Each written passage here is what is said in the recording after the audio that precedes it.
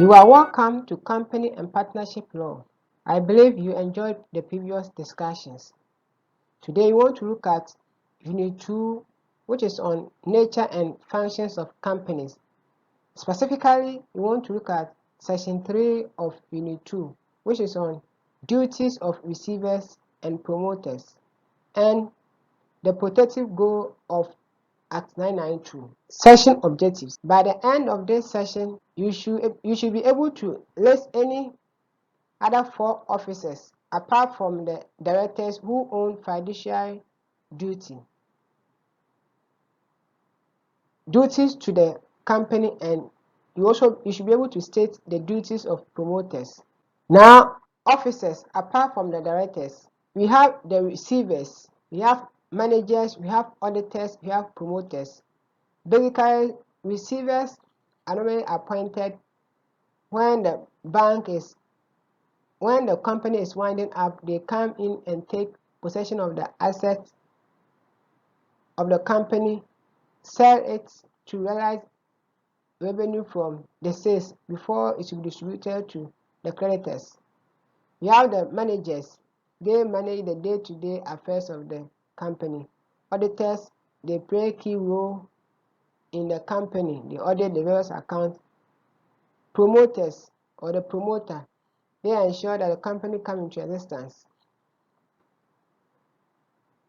Now, when we pick receivers or managers, we're looking at their duties to the company.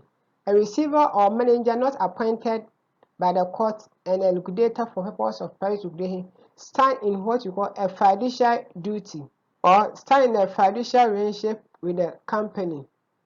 What it means is that if you stand in a fiduciary relationship with the company, you are in a position of trust, and we expect that there are certain things that you don't have to do. For instance, you don't have to make secret profit, you don't have to take bribe. So if you are in a fiduciary position, you don't take bribe, you don't make secret profit. When you take bribe, that bribe must be accounted to the company. If you make secret profit, you have to account to the company. If you use information that you should have used it to the benefit of the company, you have to account for any benefit that you derive from the use of that information to the company. We also have auditors. Auditors have a fiduciary relationship with the company as a whole, not to one particular shareholder. And what they have to do is that they shall act in a manner as faithful, diligent, careful, and apply ordinary skills that a normal qualified auditor will do. What it means that as an auditor, if you are being asked to audit the company's account, you have to be faithful by reporting exactly as it is. Don't take bribe and do creative accounting or creative auditing. You just take something from the company and you go and say somewhere, you just write anything that you want. This is not a good practice. You should be diligent, be careful, and the kind of information that you send it out. You have to ensure that you have done the right thing. You were told to audit the company's account. You audit the company's account by applying all the necessary skills that is expected of an auditor in the case of preparing an audit or undertaking audit in a particular company. And this provision is from Section 142, subsection 1 of Act 992. Now, duties of promoters. You have to ask yourself, who is a promoter? A promoter is a person who is interested in the formation of company, or who has been engaged in the formation of a company, except someone acting in his professional capacity. We will visit this topic again.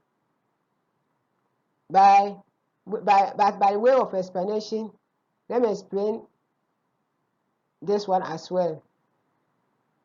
Promoters. So if you're acting on professional capacity, you are not a promoter to that regard. So the question of who is a promoter is a question of facts. Now, as a promoter, you sign in a fiduciary relationship to the company. You are in a position of trust. Therefore, you don't have to make secret profits. You don't have to take bribe, and among others. A promoter must observe what you call utmost good faith. Utmost good faith. Must observe utmost good faith in their dealings with the company. It means that you should be faithful in dealing with the company. Disclose all the necessary information available to you to the company. Act as if the company is yours, or act as if the expenses that you are incurring on behalf of the company is your own cost.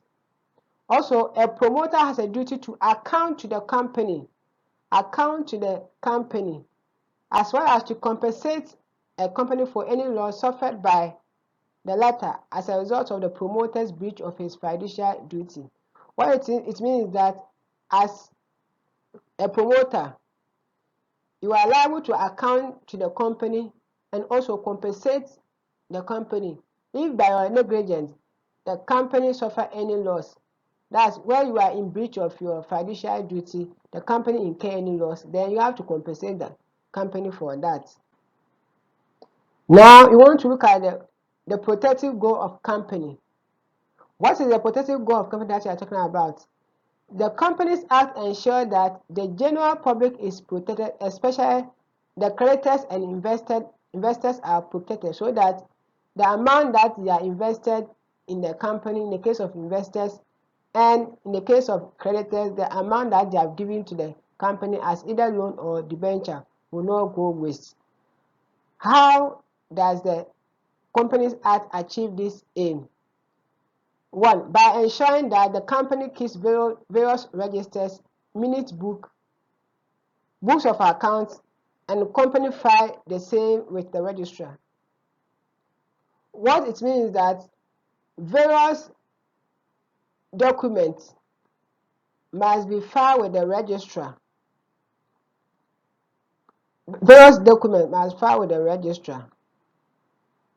I mean, if you have a book like register of members, register of debentures, you have to file all these documents with the registrar. Your financial statement, you also have to file it with the registrar.